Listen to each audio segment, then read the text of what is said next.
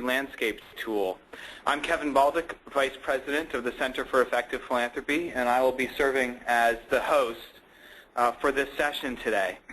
I'm joined here at CEP by my colleague Mendi Blue, CEP's manager focused particularly on the Strategy Landscape tool.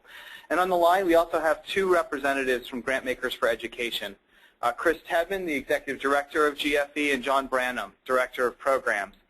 For those of you who aren't familiar with GFE, GFE is a funder affinity group that's focused on strengthening education philanthropy in the United States. They and their 290 or so members are in the offer tools, and they offer the tools and programs and services for their member organizations that can help the field of philanthropy around education improve, advance alignment, and create greater collaboration in funders in this area. So we're delighted to have Chris and John join us today, and we'll be hearing from them in just a bit.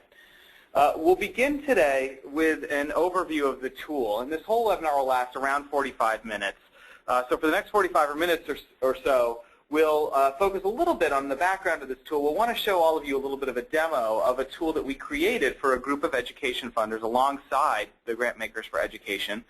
And we will then talk to you a little bit about what the process looks like for creating a strategy landscape tool.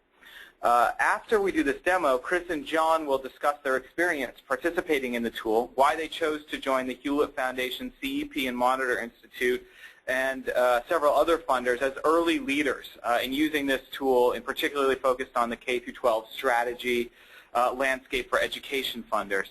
They'll discuss the value they see in the tool for their membership and for them as an organization. And we'll turn to your questions for each of them. So I want to talk to you just for a second about how to ask questions during this webinar.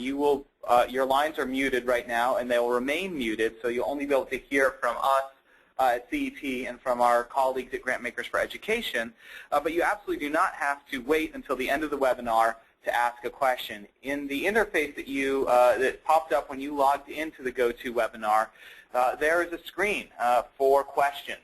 And you can just type your questions directly into that screen. We will see those, and we'll read those back out and ensure that we pass them along for GFE during their portion of the presentation, or address them towards the end of the webinar if they're more relevant to the strategy landscape tool's purpose or the process to be used, that we use to create it. So who are we? For those of you who are less familiar with the Center for Effective Philanthropy, we are a nonprofit organization that was founded back in 2001 to provide data and create insight for philanthropic funders that would allow them to better define, assess, and improve their effectiveness, and as a result, their intended impact. We do a bunch of work at CEP around research generally for the field of philanthropy, and we offer a series of assessment tools for individual funders that can help individual funders understand their own performance generally relative to that of other organizations. One of these assessment tools that we conduct in partnership with the Monitor Institute is the Strategy Landscape tool. This tool is a tool that's focused on helping funders and groups of funders or individual funders better understand the context of their work, the landscape they're working in, and the way that their strategies either are overlapping or not overlapping the work of others in a particular field or a geography. So the backbone of the Strategy Landscape tool itself was developed several years ago for a group of climate change funders by the Monitor Institute originally, with some funding from the Rockefeller Foundation. The tool is now delivered by the Center for Effective Philanthropy, and there are 4 of them in use or in development. But most of these landscapes have just recently been launched, and the one that we'll show you today and talk about was launched in January. So this is very much still a tool in development. I'm going to spend a second now just talking a little bit about the value of this tool for foundations and those of you who are leading or parts of affinity groups that serve as natural hosts for these kinds of landscapes. I'm sure that we would all agree that the issues are exceedingly complex, that funders and those of us that work with them are trying to address. Those issues don't adhere to traditional geographic or disciplinary or sector boundaries. They're issues like healthcare and climate change and civil rights and education, where the landscape is constantly shifting. So in working on issues like these, everyone, all the foundations that are working on these issues, all of those who, like CEP who are working with foundations who are working on these issues, need to look beyond their own organizations to other stakeholders to spot opportunities, understand challenges, and mobilize the effort that's needed to address these pressing issues in fields and in communities. But this kind of coordination and collaboration can be a real challenge. Even for an individual foundation, that can be hard. Understanding what lots of funders are supporting often requires time-consuming or expensive research or meetings or calls. As one funder put it to us recently when we got together with some other funders to talk about a particular shared goal, this funder was talking about how they spent about 3/4 of their time describing what they were each doing, and only about 1/4 of their time talking prospectively about what they could or should be doing together. This tool was designed to reverse that by getting a group of diverse organizations with a common set of broad goals on the same page quickly and accurately. So what is it? The Strategy Landscape tool is an online interactive data visualization tool that allows funders to think about their strategies in the context of others who are working on similar issues. It's oriented towards facilitating collective understanding and action and thinking across organizations. Fundamentally, the Strategy Landscape tool and the process of creating it is a profound investment in strategy. For a group of funders, the information on that group's grants and strategies provides a valuable scan of the landscape to help develop and manage strategies that will be optimized for achieving funders and groups of funders' goals. For an affinity group, we believe it can be a valuable tool to highlight connections and help drive the important conversations that your members often need to have about the work that they're doing. The backbone of the landscape is centered on information about funder strategies and grant making. That's information that's often hard to access in real time. The how and the why behind your colleagues or a group of foundations' strategic work. When we're working with the groups of foundations, one of the things that this tool focuses on is looking at the strategies of a group of foundations and creating a taxonomy that sits on top of those individual strategies that helps identify where strategies are aligned or are focused in the same kind of area or the same kind of way. And we'll hear a little bit more about that from GFE in the context of this K12 Education strategy landscape tool that we recently launched. We work with the hosts like GFE and with participants to create a taxonomy that is representative of the work done by a group of foundations. Beyond strategy and grant information, the strategy landscape tool can capture other information that's relevant to the decisions that funders need to make or the information that funders want to be tracking as a group. We work with each group of funders and each affinity group we work with to determine and capture the right layers of information for any tool.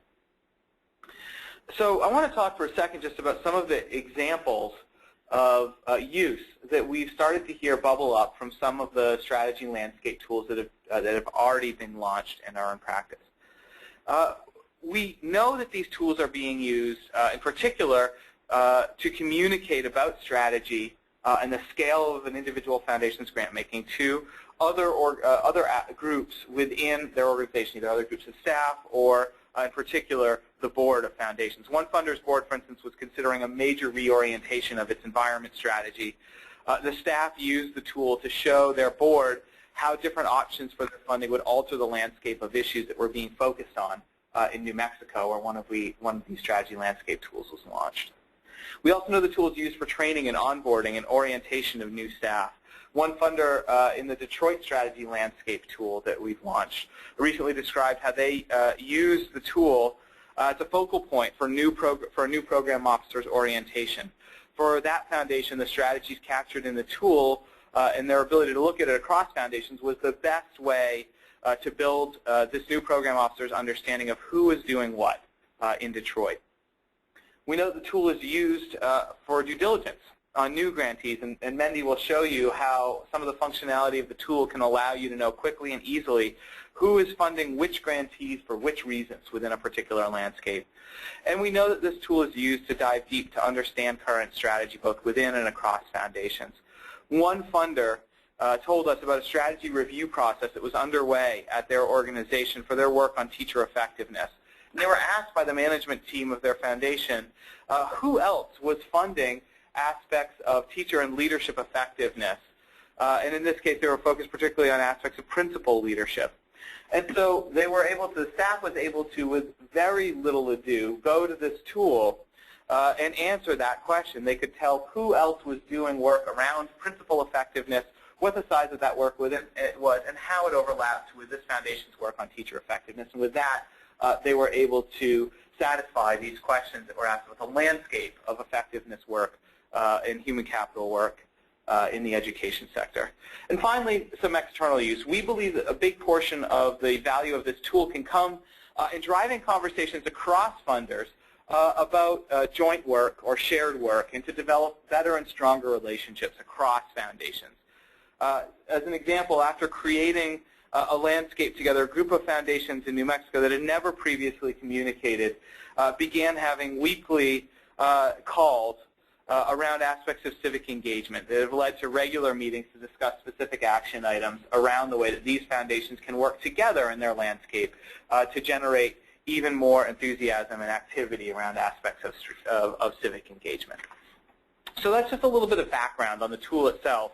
And it'll become much clearer, I think, once we show you what this tool looks like. So what I'm going to do is turn it over now to my colleague Mendi, who will show us a demonstration of the K12 Education Strategy Landscape tool. Mendi? Thanks, Kevin. I'll walk everyone through a demo of the tool now. So the tool you're viewing now shows $2 billion worth of funding that goes into K-12 education. And as Kevin mentioned, this was created in collaboration with Grantmakers from Education, who you'll hear from in a bit. The tool was funded by the Hewlett Foundation, Carnegie Corporation, and Nellie Mae Education Foundation. GFE was invaluable in helping us to create the subject-specific information that you'll see in the tool, but today we'll just focus on the tool's functionality. As we view the tool, as Kevin mentioned, please keep in mind that this landscape is only a representative tool, as each landscape is customized to reflect the issues, communities, and strategies relevant to the group of participating funders. So right now we're looking at the topmost view of the tool and all grants that are reflected within this tool. The size of the bubbles represents the amount of funding.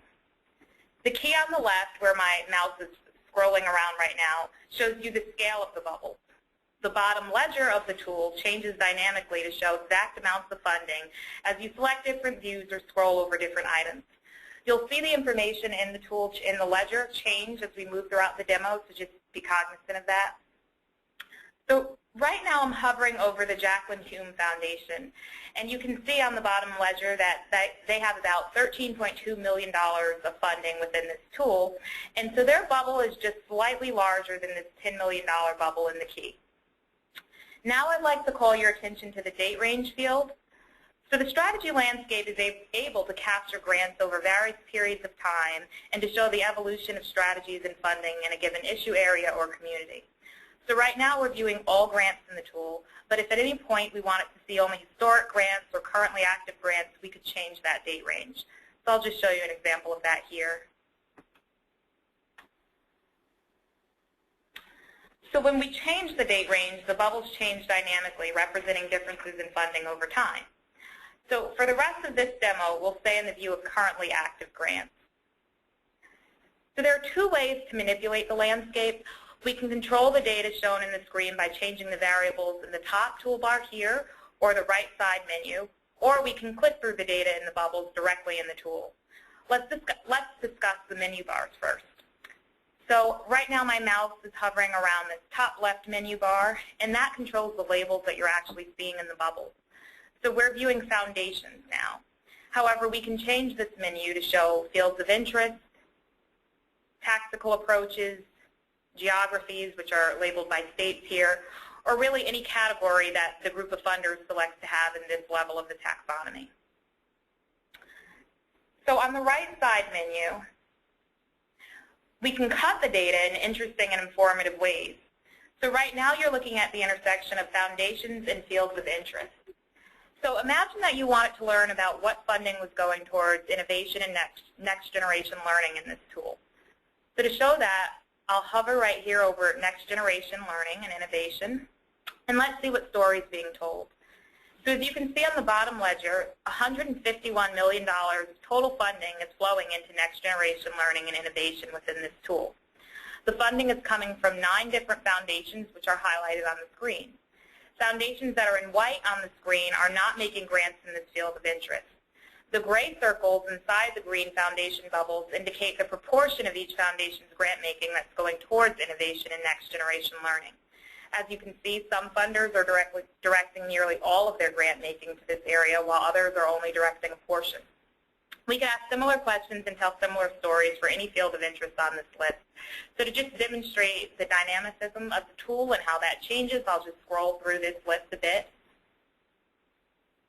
And the same logic applies to any field of interest on that list. So by changing the right side tool variables, we can learn other information.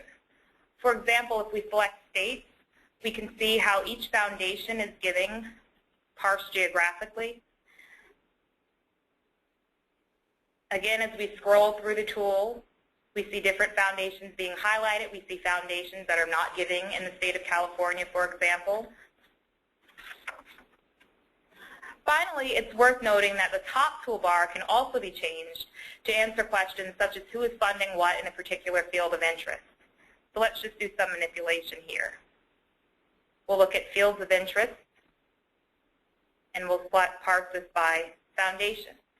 So now within the tool, we're seeing fields of interest reflected, and we can also see which foundations are funding in particular fields of interest.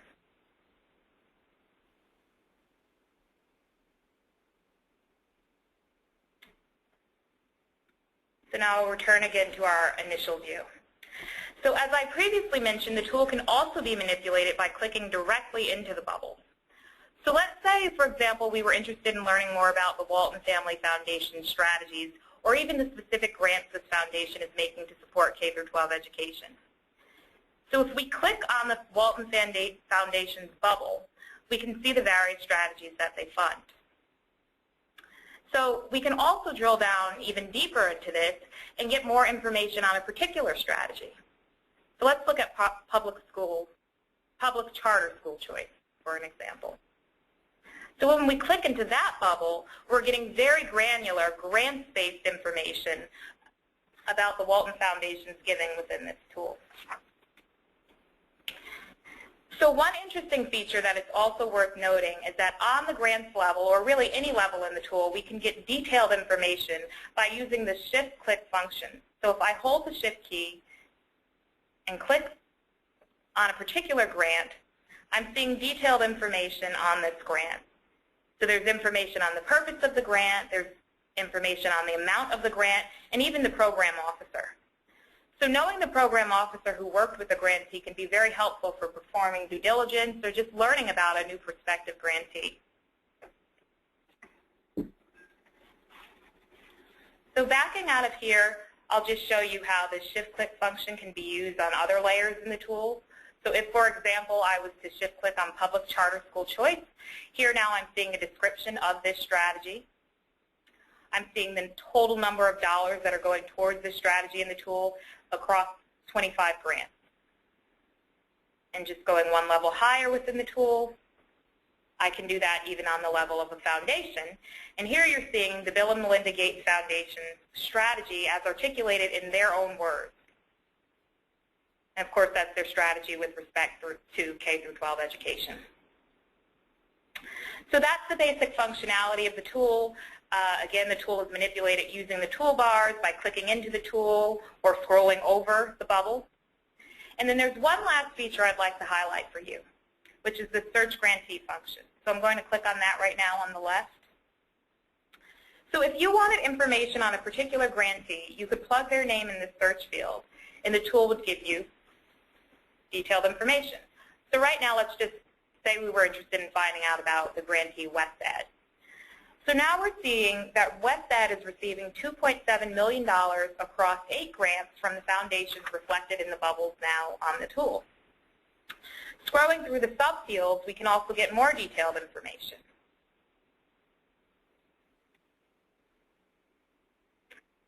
So if, for example, WestEd came to you with a grant that was related to new schools models, you would know that you should perhaps speak with the Carnegie Corporation to learn more about their experience working with WestEd and the grants that they've made to them in the past in that particular area.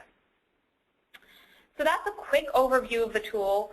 Obviously, each one is created a bit differently and depending on the distinct needs of the particular groups of funders, but hopefully you can see that each of these taxonomies can be customized and that the information can be reflective of the needs and values of the funders who are participating.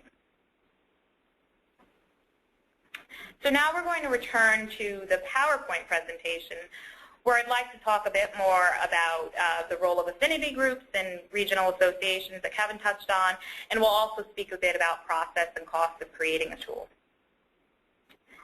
So affinity groups and regional associations are in many ways natural hosts for strategy landscapes.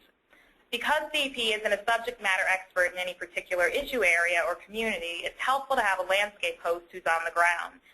These types of hosts better understand the specific issues captured in the tool and have strong relationships with groups of funders making similar grants. Having a landscape host like an affinity group or a regional association helps maximize the value for funding for funders. Hosts can also derive significant value from helping to create or deliver a strategy landscape, and we'll hear more about this topic in just a minute from Chris and John.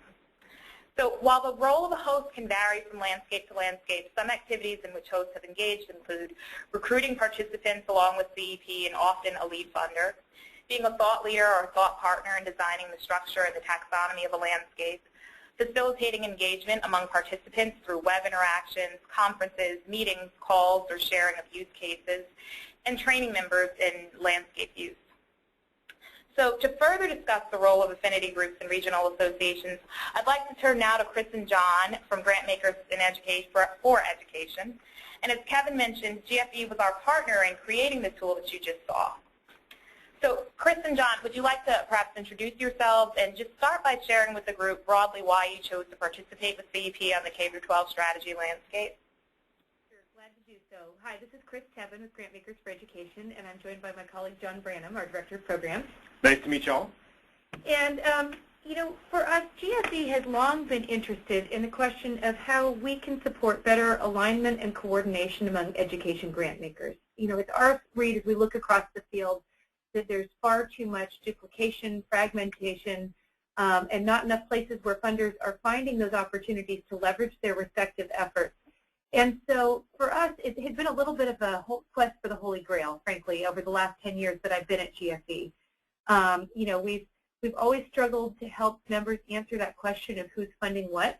And we've both tried some of our own tools that we built from scratch, as well as looked at and, you know, have used some of the existing tools out there.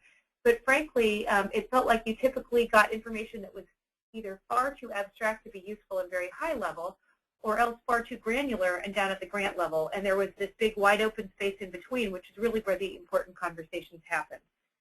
And so when we first learned about the strategy landscape tool early last year, we were really excited because we saw that as the most promising tool we'd come across yet in helping to really allow funders to navigate the intersections of their strategies, to see how they fit in a bigger context, and to catalyze the conversations that we really think need to be taking place among funders far more frequently than they do.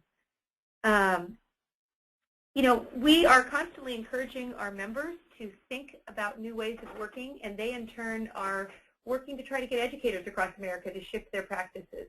So how do we all work differently and in new ways to align to achieve greater impact? Well, for grant makers, a lot of that again comes down to, you know, being much more intentional about ways to leverage their respective grants and being much better informed about how their work fits in a bigger context. And again, the tool, I think, does this really nicely. We were excited to work with CEP on this work. I think they bring just a terrific track record. They've got technical expertise, a lot of research credibility, and a really deep knowledge of philanthropy and on working with funders to gather grant-making data, which is frankly quite challenging to do. And so having a really skilled partner was important to us in this work. And it's been just a great partnership so far. I think that we've really found ways to bring complementary skill sets and have worked really closely throughout this as we both launched the tool, but as we continue to refine it and think about ways to promote its use with our membership. And so it's been a very strong partnership, and we are very excited about the promise this tool holds, ways that we're already starting to realize the promise, and some more plans that we have on the horizon a little bit further down the road. So that's just a brief introduction. Thanks a lot, Chris. That was really helpful. So I just have a couple direct questions that it would be great if you guys could respond to. So you touched on this a bit already, but can you speak a bit more about the specific value of the tool we use in Affinity Group? And in thinking through that question, feel free to discuss any current value that's already been realized or any value you anticipate. Sure. So this is John. So I think we see a number of ways in which this is valuable for our members, and I'll just name them in no particular order. One of them is we are a relatively small staff-wise, a relatively small affinity group, and so we've constantly been challenged by how do we serve a national network that has grown to nearly 300 members. And traditionally, we've really been sort of a hub and spoke. We know a lot of it. We have a lot of information about our members and their grant making, and so members contact us, and we provide that information back out to them. But frankly, it's gotten to the point where that's sort of an unsustainable model of engagement. And so the strategy landscape tool will help us to shift that to really better empower our members so that they can learn information about each other and contact each other. And then the conversations that they have by and between themselves, as well as with staff here at GFE, become richer conversations, not just about who's giving in what particular area, but how do we think about strategies to promote collaboration and deepening their work. So from a small organization's perspective, this is hugely helpful. The other thing is, and this is sort of stating the obvious here, but the strategy landscape tool really puts data at the center of the conversation, right? And so as education grant makers, many of our members encourage their grantees, school districts, and nonprofits working in education to think about data. Well, traditionally, we've not always used data as a field to inform our own practice. This makes our doing so much easier. And also fairly obviously, but worth stating, is that it provides a visualization around that tool. So in part, it promotes the narrative and the conversation piece. So we could sort of provide Excel spreadsheets, but that's not really a rich demonstration of what the story is. And the tool does a beautiful job, we think, of sort of providing that narrative. I think it's it's sort of been said, and I've said it already, that it promotes different kinds of conversations. But I think one of the exciting things that sort of lies on the horizon is that there's the opportunity to have conversations that we've not even yet anticipated. In some ways, over the last 10 years that GFE has also sort of been around 10 to 15 years, depending on how you count, in some ways the conversations have been relatively predictable. I think, as funders funding in education, the last couple of years we've seen a significant shift. But we think that the existence of the strategy landscape tool will help promote the evolution in ways that are exciting and fresh, and frankly that we don't always know and cannot predict. And actually we think that's really important. And then just a couple of examples. So recently, in 2 programs, we've seen some exciting development. So we recently did a program in El Paso and then one in Pittsburgh. And although this particular education landscape tool only has 15 of our members, what we discovered is that it already has a level of richness that is starting to inform the practice on the ground. And so funders were pleasantly surprised to learn and to be able to see, as they posed questions during our programs, that in fact the strategy landscape tool had information that deepened the conversation around how their colleagues were given. And we were able to use the tool to push those conversations farther and to see specific data points that then led to a richer conversation.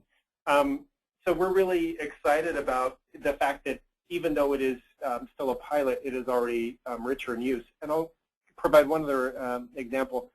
So in Chicago, we have one of our funders, and they're actually involved in the strategy landscape tool. They are a relatively small funder in Chicago, but as they uploaded their information into the strategy landscape tool, what they found was that they are a fairly large player in Chicago in and around teacher development. And so as they were having conversations with their board about sort of the future of their funding, it really changed the conversation. So whereas before they just thought of themselves as being a relatively small player, because of the strategy landscape model tool, they realized, in fact, they were a significant player in this particular area. This is Chris. I just jumped in, and what was exciting there too was that then they said, that was actually driving them to think and act differently in their grant making. So if suddenly they're one of the big players around funding teacher development, they decided maybe they should make fewer, larger grants and really try to achieve greater impact rather than spreading it around really thinly. So we're seeing people begin to make those connections, which is exciting. Yeah. Back to you, Mendi. Yeah, thanks a lot. I think those are some great examples both of how the tool has been helpful to you as an organization and impactful for your membership. So we're actually going to jump into a couple questions that came in from participants on the webinar now. So one question we received was, education has a lot of funders. Do you think this work would be useful for other issue areas? Absolutely. I mean, one of the interesting things, so we have 15 funders in the pilot tool out of a membership of, almost 300. And we've been having conversations with CEP to figure out, what's the right scale. I don't think we envision this being a tool with all 300 GFE members in it. So it's been surprising to me how much we've already been able to glean from just the 15 funders participating in this tool. And so I could really envision in a lot of other areas that it would be equally valuable to do so. I think for us in a year, we'd love to have this tool maybe with 35 or 40 funders in it.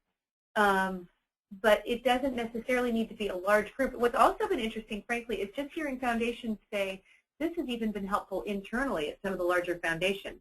For them to be able to do that kind of internal mapping and just look within their own grant making and have a visualization. And so again, I think it's not as much about the size of the group, but it's more about the kinds of insights and perspectives that it brings. And if it's a place where people are operating a little bit in the dark, this is a tool that can help shed some light on it.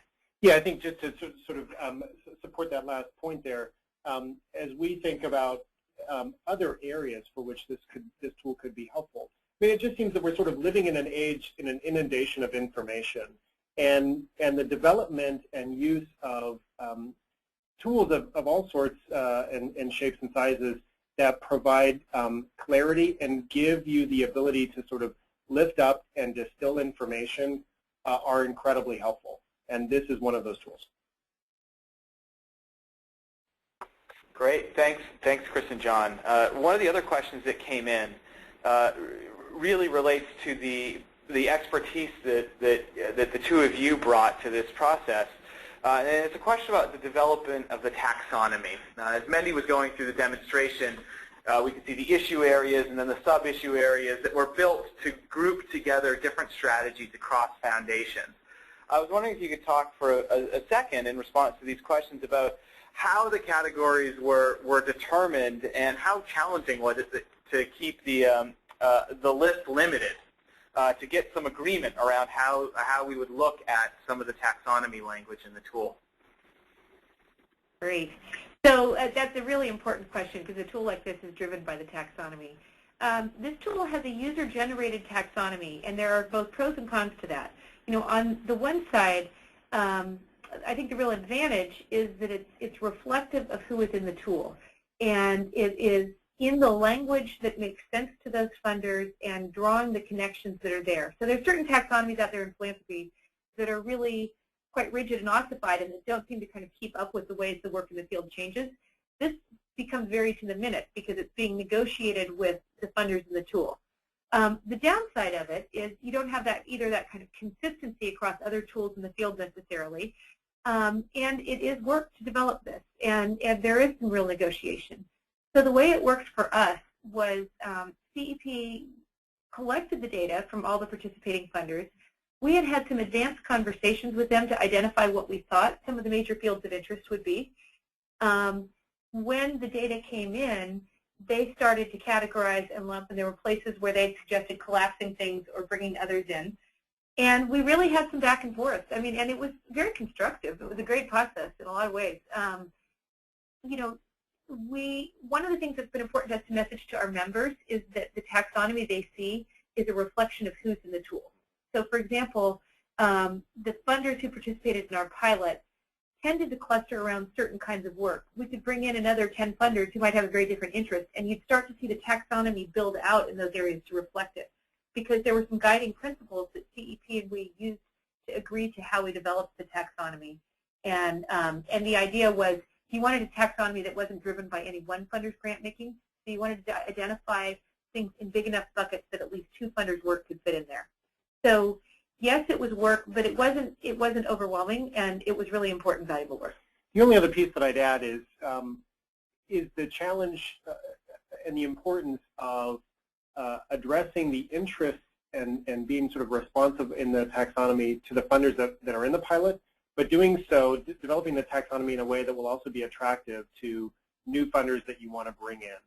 And so there was a lot of back and forth and some politics involved in that, and there were choice points where you know, we sort of pushed back against the existing funders in the tool to say, if you and we want to grow this, we need to actually make this addition to the taxonomy or change the language, because otherwise people who might want to join the tool won't see themselves. So that was a big issue that we worked through. Great, thank you, Chris and John. And just to reiterate from our side at CEP, we've done a number of these strategy landscape tools for Detroit, for a group of funders in New Mexico. We're working now on a tool focused on child welfare funding approaches in California and Washington State with the Stewart Foundation. While the backbone of the tool is the same, it's always bubbles, it's always these 2 menus, the beauty of having Grantmakers for Education involved so early in this tool was the level of the thoughtfulness that they could bring to our conversations with funders about the taxonomy and about the way that we can design the tool up front to make it the most useful tool that it can possibly be for both the first funders and then, as John mentioned, thinking about future funders that might like to join the tool. We have a whole number of questions that have come in about the process, how data is put into the tool, what the costs and the pricing of the tool looks like, how these tools can be linked. And what I'm going to do now is turn it back to Mendi for a second to answer some of those questions, to talk to us just briefly about how the process of creating one of these tools happens. And then we'll come back at the end of the webinar to other questions that you all lob our direction through the website. Great, thanks, Kevin.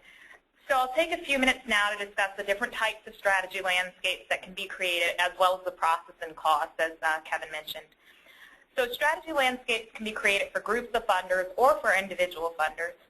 Groups of funders may be interested in a landscape to better understand the alignment of their individual activities and the collective picture of their work together. And this could be a group that's a part of an affinity group or a regional association. The tool is agnostic as to who the funder is, and so private, corporate, and community foundations alike can all participate. We're also actively considering ways to map in public funding in one of our current tools.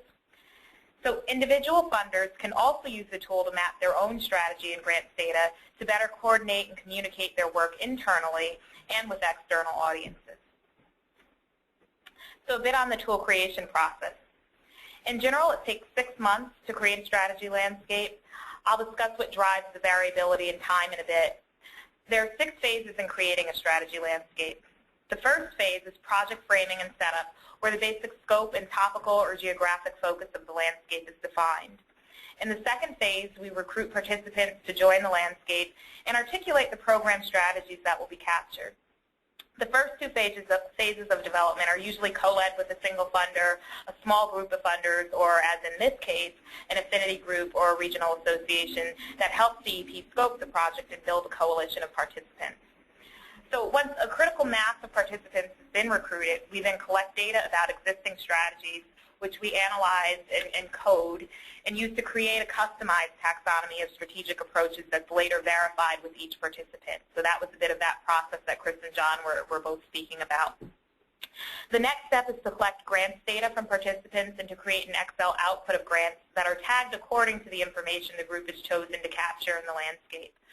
We then map, analyze, and interpret the taxonomy of strategies and grants data and verify with funders that they're comfortable with the way their information is reflected in the tool, because it's obviously very important to us that the tool be both relevant and accurate.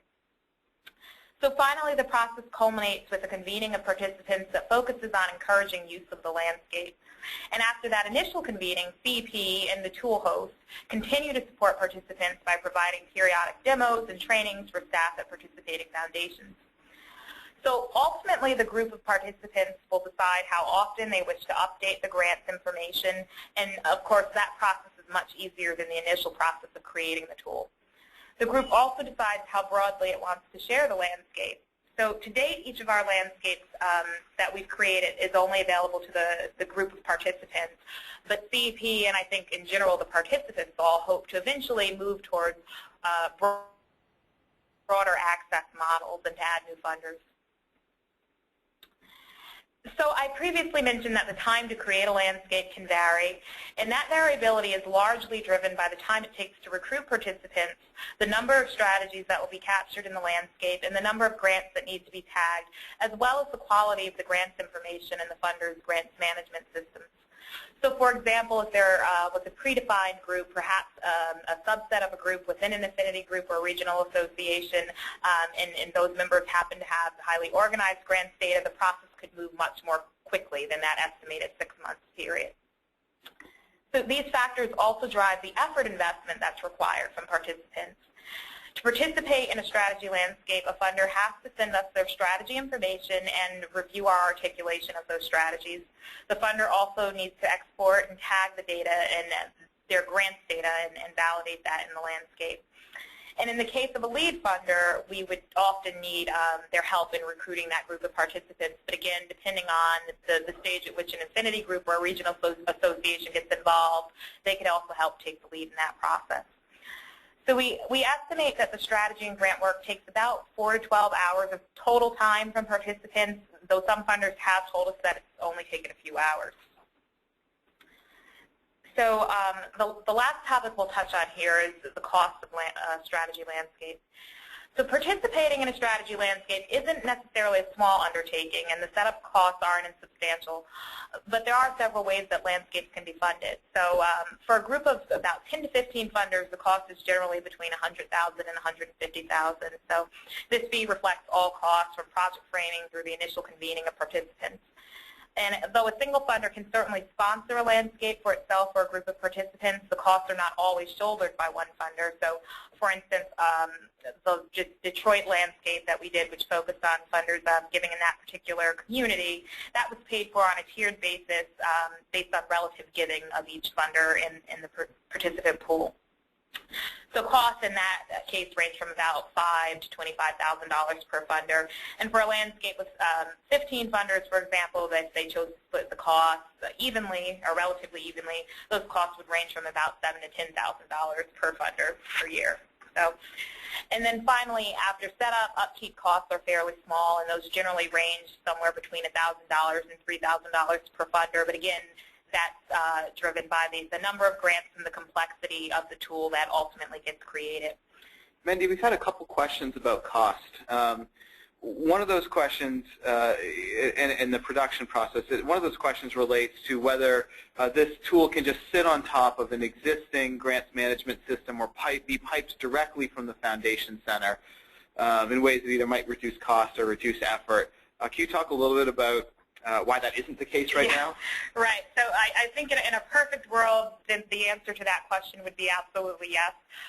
The challenge to that is that there is not one grants management system that's used consistently by all funders or even consistently by most funders. So because we're building coalitions of multiple foundations, we would be looking at multiple grants management systems. And so that's not to say that we won't reach a point where perhaps we're partnering with certain grants management systems, but that's not going to happen today or necessarily even tomorrow, and I think generally the answer is that unfortunately that functionality is just not currently available.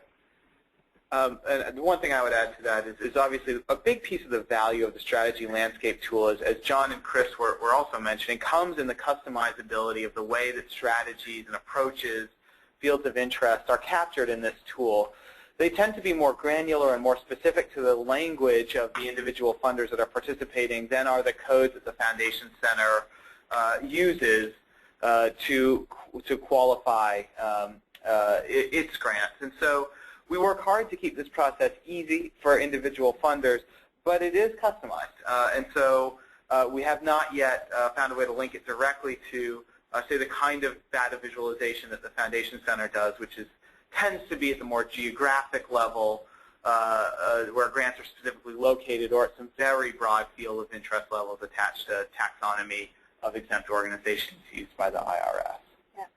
And I actually think that Kevin's response connects very closely to another question we received, which was how is the data put in the system and where does it come from? And so, again, to reiterate, the data is actually coming directly from the foundations, which is a part of what makes the tool so unique, because this isn't data that you can publicly access in any other venue, and it is very specific and tailored, but that is the source. Chris and John, one of the questions that came in around this tool is how static it is. What happens if the field changes or new funders enter the field? How have you thought about making sure that the tool captures the changes in the field as education funding changes over time? That's a great question, and I think we're thinking about it in a few different ways. You know, one is we've talked with CEP about creating sort of a twice-a-year process for updating the taxonomy. So we've chosen to be on a cycle of twice-a-year data updates, and the data is really what triggers your thinking about the taxonomy. So we're talking about how do you really build a process at that point to say, well, what's different? You know, how do we start to think what needs to change? And frankly, to stay in regular dialogue with the folks who are the participants in the tool, so that if particular language, you know, feels like it's a rub, or if there's places where it feels out of sync. That's a mechanism for doing that with some regularity. We are planning to bring more folks into the tool, and we are, you know, with the goal of adding, say, another 5 to 7 in the next few months. And, you know, again, I think that we'll use those 6 monthly taxonomy points to start to say, okay, so are we seeing some new areas emerge that aren't yet reflected in our taxonomy, and how do we address those? So I feel like we've got a pretty good process for that. On a bigger level, you know, we decided to start this tool piloting, focusing on K12 education, but our members are really working from early learning to post-secondary. And our goal ultimately is for a tool that will span that too. So we decided, given that we only had 15 foundations in the initial piece, we wanted to do it in a very focused way. But, you know, we're really excited about what that could start to look like in allowing you to look across different points in the education pipeline. Yeah, I think Chris's all points are quite on, and I think, you know, just as you're sort of seeing the tool, I mean, it's fairly interesting that the minute you have a new addition, a new foundation or corporation that whose data you're putting in, it changes the tool. So that really does keep it fresh. Thanks, Chris and John. Mendi, a question for you related to cost. I know we've talked a little bit about the cost. We gave a pretty broad range of cost. The question is, does the cost ever drop below that range, and what really drives where this cost is, what this cost is funding for the tool? Yeah, sure. So a couple drivers of the cost. So one is the general complexity of the tool. So the tool that you just saw was not super complex, but one of our more complex tools, frankly. And so our Detroit Strategy Landscape tool, for example, essentially only looks at broad issue areas, then one level of strategy, and then it's also sliced across neighborhoods within Detroit as well. But there aren't additional subfields and sub-strategies, as you saw in the tool that we demoed today. And so that frames the cost. Another potential factor is the aggregate number of funders and the aggregate number of grants that each funder has in the tool, because of the tagging process that drives our work. in large part. And then another big area of the cost is that recruiting piece and that organizational piece of getting people together. And so actually the funding that comes in, if we were to partner with Affinity Group or a regional association, part of that funding would actually be directed to that organization to help in those efforts with recruiting and building the group and framing the taxonomy. So it would be, in some form or fashion shared across our organization and the Affinity Group or the regional association. So those are kinds of ways that we think generally at a high level about the cost. And at times, costs do come in below those estimates depending upon those three factors, really. Another question, Mendi, and I recognize we're running out of time. We probably won't get to all of the questions that have been asked, but I think this is an important one. Does the tool need to be updated quarterly, not just for changes in taxonomy, but new grants that are made and by the individual funders that are already participating in the tool? So kind of broadly, how do you keep the data fresh even when the taxonomy may not be changing?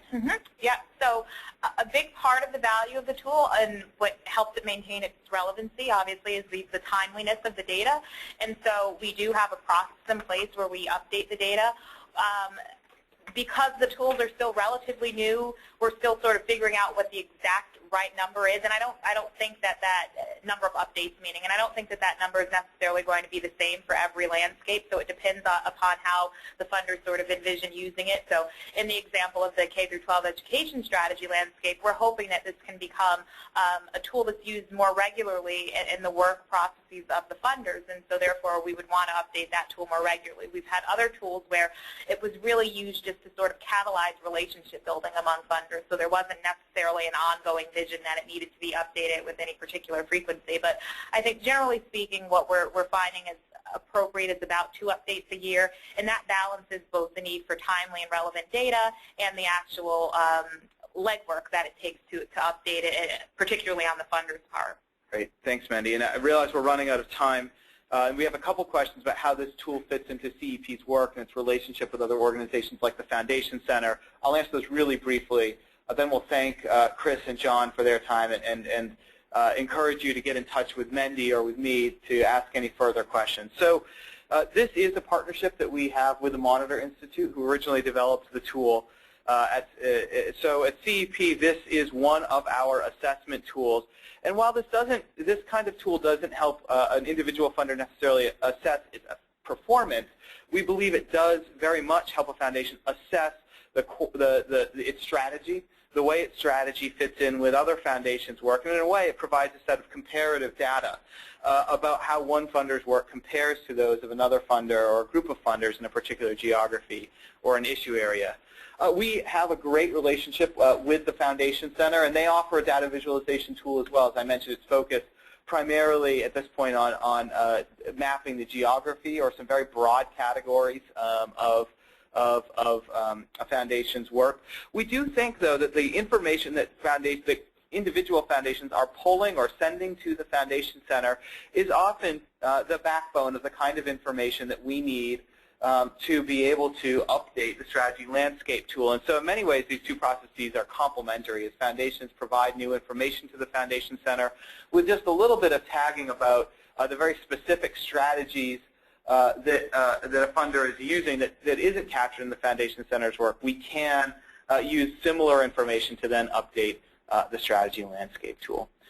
So I do want to encourage you to reach out to Mendi or to me at CEP with any questions that you have about the strategy landscape tool, its use, its potential use for you all, or the further questions about the process or cost.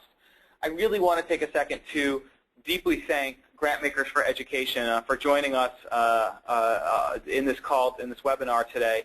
They've been a phenomenal partner to us in creating what we believe is probably the most successful so far of the strategy landscape tools that we've launched as K-12 Education strategy landscape, and that has been in large part due to their work, their effort, and their thinking around how this tool could be useful. So Chris and John, thank you so much for joining us today, and thank you all for joining our webinar today. I hope that it was helpful to you in your thinking, and I hope that you'll reach out to us with any further questions you have about the strategy landscape tool.